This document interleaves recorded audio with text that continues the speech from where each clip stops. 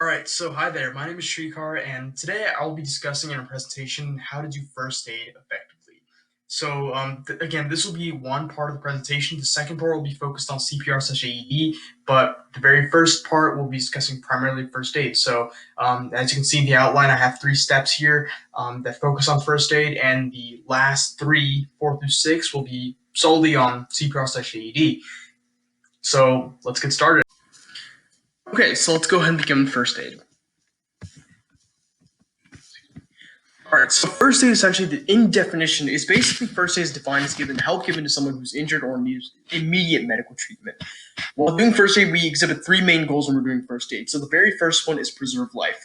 What I mean by this is when we're doing first aid, we want to make sure that we protect the life of the individual who we're trying to rescue. That could be basically any type of individual who has some sort of harm, and basically it's your job as a first aid provider to be able to protect and preserve their life, and by any means of providing and facilitating the healing process. The second goal is we want to prevent worsening of the condition if possible.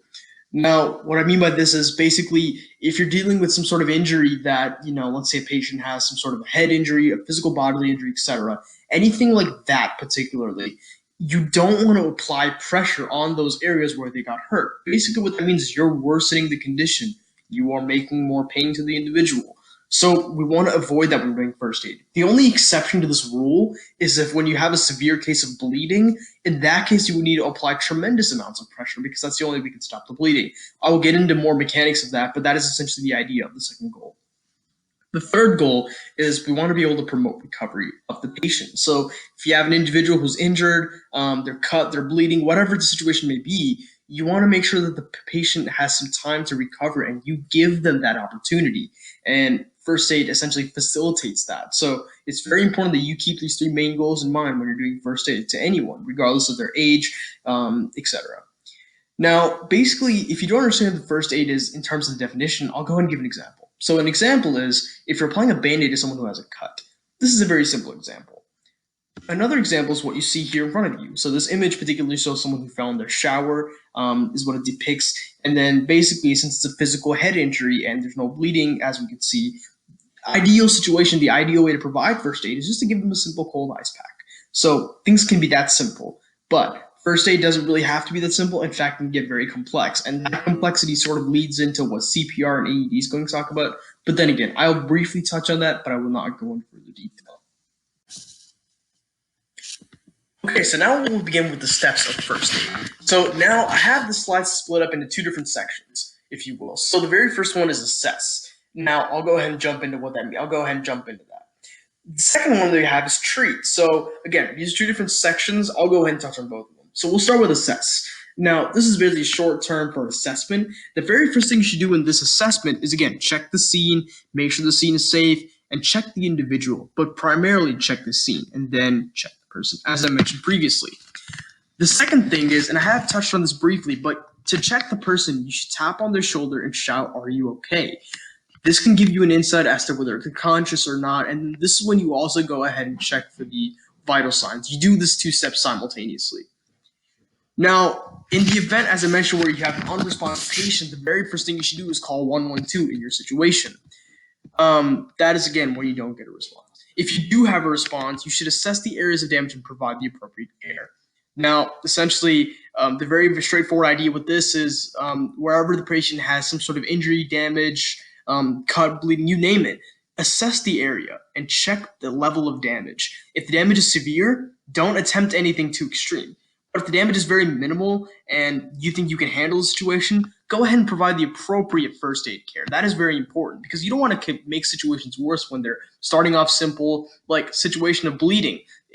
Bleeding could start off slowly, but then as blood is lost, it can cause a lot of problems. So make sure that you assess the situation accordingly and then provide appropriate care. If there's a bleeding situation, regardless of how simple or large it is, you should always stop the bleeding by applying tremendous amounts of pressure in the area of the wound. The second thing I would recommend is to pack the wound with dry dressings, not wet, dry dressings to be able to cover the area. I understand that for physical injuries, I said that you could use wet, damp cloths or ice packs. These do not work with bleeding because with bleeding situations, what you want to do is, in order for the bleeding to stop, the body has to have a response where you should be able to clot that particular spot, which means the bleeding will stop. So the only way you can accomplish that is by packing the wound with lots of dry dressings. And basically, that will automatically stop the bleeding process. The body's natural processes will take over that and facilitate that. Another reason why we say dry dressings is because if you use wet ones, that can accumulate moisture and fluids, and that is another problem that it presents, especially with infection control. And that is very vital, which is another reason why I go ahead and say dry dressings. Now we'll go on to the treat portion. So treatment can be using first aid can be different for every situation. Like example, the bleeding, the cuts, physical injuries, everything's different. You make the assessment accordingly and then utilize a treatment. The general rule of thumb here is basically if you have a different situation, such as a bleeding head injury, a simple bodily injury, you have to ensure that you're not hurting the person more, regardless of whatever you're trying to do. Again, I touched on this in the very first ethic of how to do first aid. If someone has a head or bodily injury, again, as I mentioned, use an ice pack, use a wet, damp cloth, soothe the damage. Don't apply pressure in this case. You could escalate the pain. So that is that. Nextly, when you're dealing with bleeding situations, absolutely apply pressure and use dressings, especially dry dressings. This can be able to pack the wound as seriously as possible and you can stop the bleeding. So this is very much key when you're dealing with this. So basically these details should be quite frankly memorized. If the situation is a simple cut that's less than 3 inches in length, and you should be able to assess that quite frankly by just looking at it. This is when you go ahead and just clean the cut area with water, or you could also use an alcohol swab if you have. And go ahead and just apply a simple bandage and a dressing or dressing that's sufficient.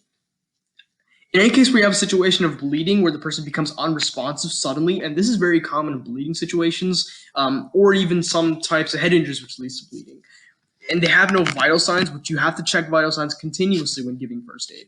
You have to do CPR, and we'll go ahead and touch on that. So essentially, I have mentioned previously, touched on this about using dry dressings, the non-wet ones, the non-wet dressings, using a bandage, all of these little things I've mentioned. But why is that, you may be asking? Well, this is exactly what infection control is all about. Essentially, various diseases can be transmitted through blood and bodily fluids, especially those of another individual. These are included but not limited to HIV, which is the human immunodeficiency virus, as well as hepatitis B and C. Hepatitis is essentially a fancy word for saying liver inflammation, where your liver just gets inflamed. Essentially, that is the gist. So you should, in situations where you're dealing with first aid, especially when you're administering first aid, you should always try to be able to wear disposable gloves if you have them, as well as other forms of personal protective equipment, also known as PPE. If you don't have PPE that's readily available, even so within emergency situations, you can always use some type of barrier, such as a plastic bag or some type of material that ensures that you directly don't touch the patient. This is very important because even if you're not dealing with bodily fluids, touching another individual, that can have problems, that can lead to problems, as well as it's a hygiene issue in and of itself.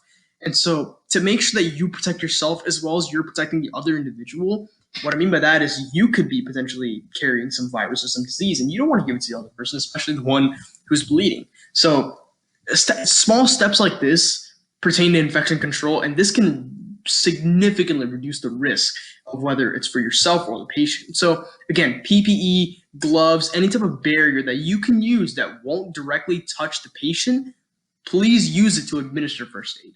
That is very, very, very important. So please note that. Next, when you're administering first aid, you should also ensure that any cuts or open injuries that expose skin are present. And then if that's the case, then it's also very important to know that you should cover that area of injury with waterproof plasters or some simple dressings.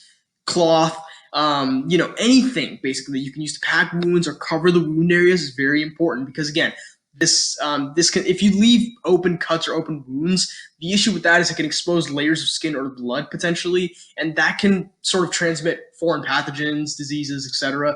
And we don't want to go ahead and do that because if we expose the patient to more diseases and more issues, they could potentially never recover from this. So it's very important for you to take these steps, especially when you're giving first aid or CPR, similar thing. When you're done with first aid, this is the most important step. You should make sure to wash your hands. And I put that in bold because I'm emphasizing that to the point where you understand that.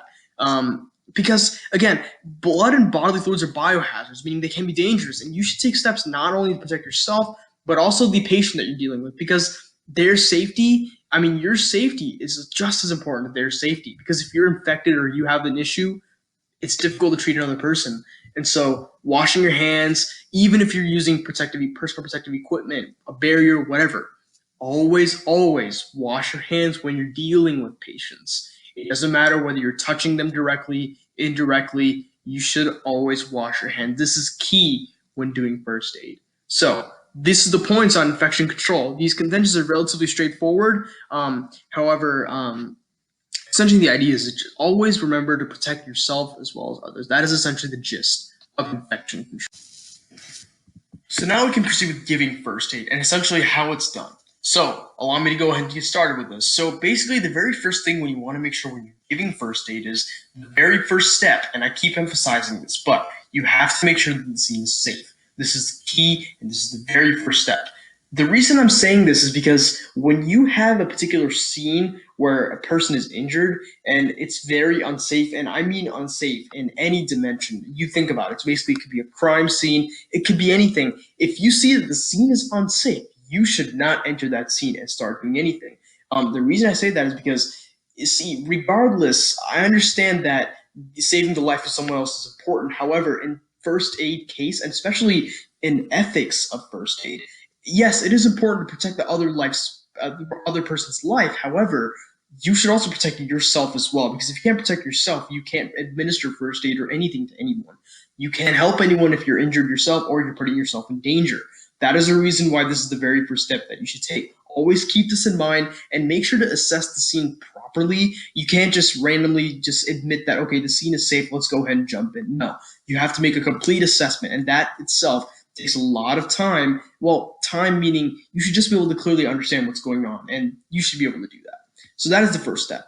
The second step is if the person was, you should check to see if the person is responsive.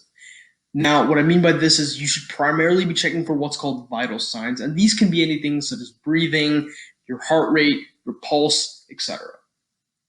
To be able to see if the person is responsive, you should get these three things done. And then, if the person is conscious, you should basically just try to ask them what happened. So tap on their shoulder, scream, "Are you okay?" Try to get a response from them, and try to get an insight of the situation that led them to this state.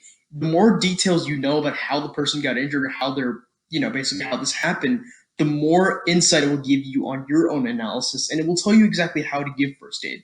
So I always tell people the very first thing we're doing when you're giving first aid, assess the scene and then assess the situation. Find out as many details as possible. This itself is detective's work. And it's very important for you as a first aid provider to be able to decode all these things, because if you can't do this, then you forget about all the other steps. So that's why you should just be able to try to get an insight of what happened, and that is why this is the second bullet point. In the event that a person's unresponsive, this is the type of situation where you should call for help immediately and start CPR. CPR is known as cardiac pulmonary resuscitation. Again, I won't be covering this right now.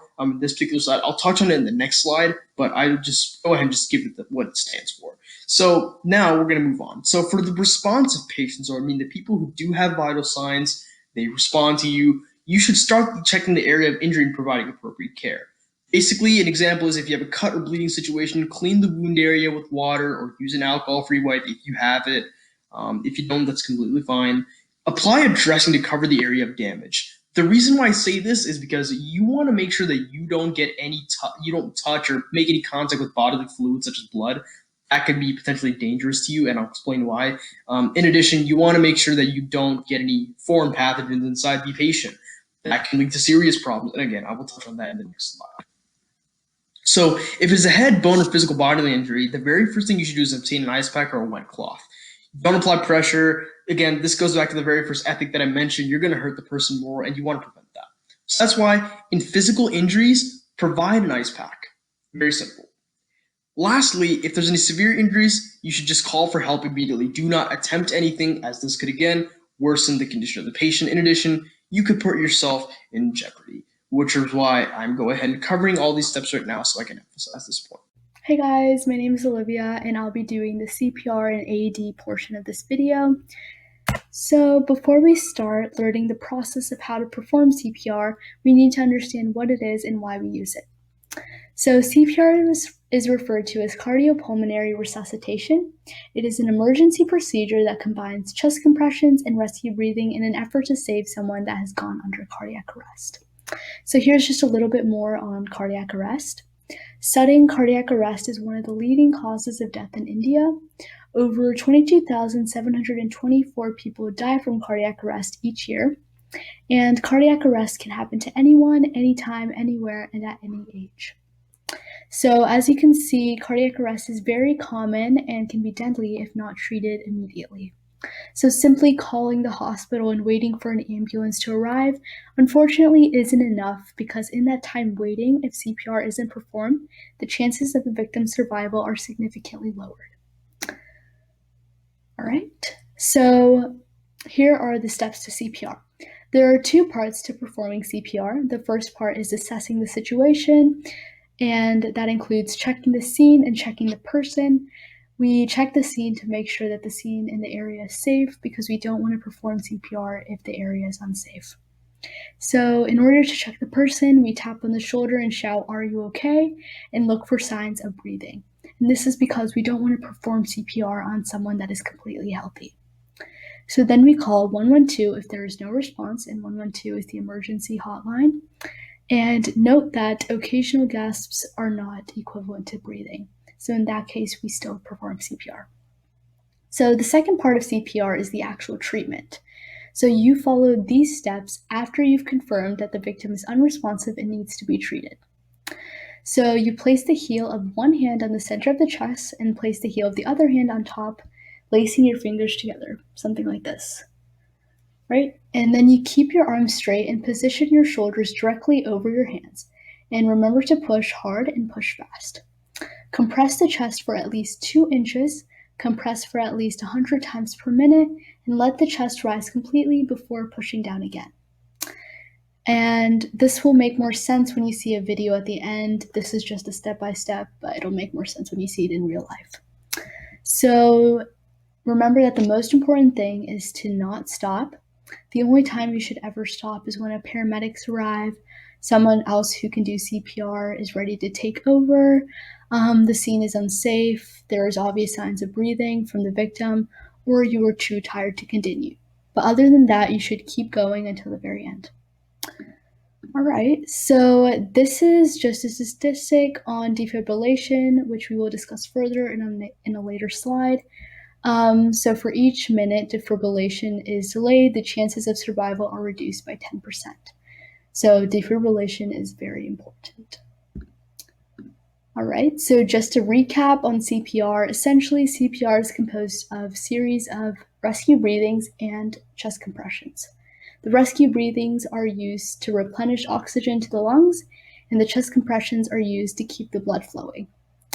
And note that the rescue breaths should be done slowly but not harshly.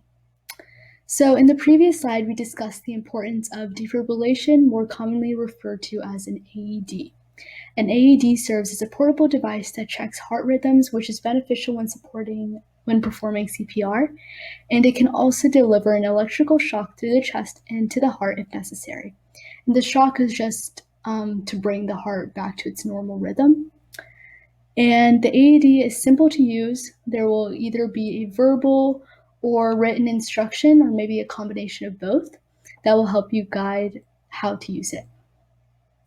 All right, so that is all I have for you guys. Below, I've attached a list of videos. One is CPR and one is to an AED video. And this just is to help you get a visual understanding of the process. And you can just do these on your own time, but I think it's really beneficial to see how it looks like in real life.